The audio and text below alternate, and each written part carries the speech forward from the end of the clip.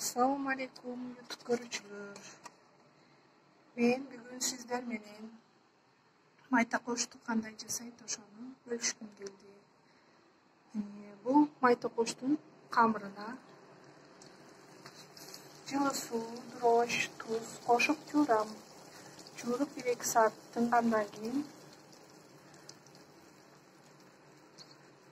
ачыгандан кийин дагы бир сыйра ыйлеп коем. Дагы жарым саат турат. Жарым саат тургандан кийин муну тоголоктойбуз. Алып тоголоктоп туруп мындай кылып тоголоктойбуз. Тоголоктогондон кийин муну мен ун менен эметпейм. Un менен жукартпайм. Только май менен жукартам. Мындай кылып май менен жукартып колумду майлап алам дагы жукартам мынтип. Ортосун тешип коебуз. Мына.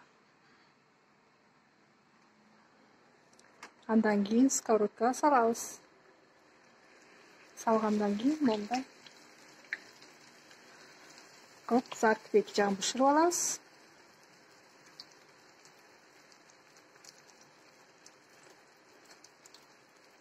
Күчтүү отко бышырсак чала бышып калат.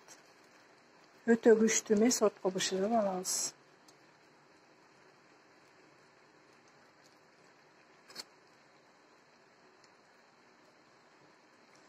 Жанагындай жукартып алып туруп эле анан майга бышырабыз. Бир жак бетин бышырабыз, анан экинчи бетин бышырабыз. Улам карап турабыз. Бул биздин кыргыздын майтокочу деп аталат. Ушундай камыр менен борсок жасайбыз биз кыргыздар. Тойдо, конок чакырганда эч нерсенин кереги жок. Дрожь, туз, суу. Мына анан мондай пышный борсок.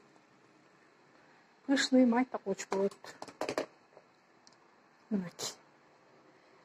Мындай салабыз.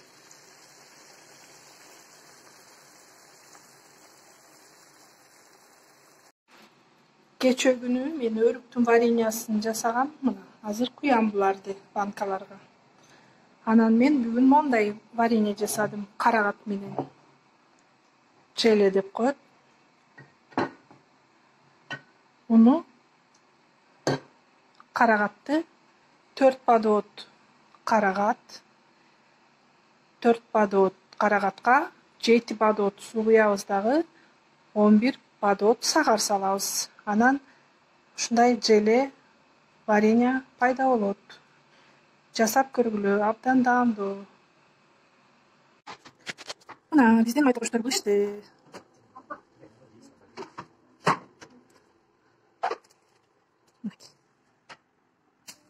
Тамагыңыздар таттуу болсун. Силер да ушинтип майта кош жасап жегиле. Менин менен.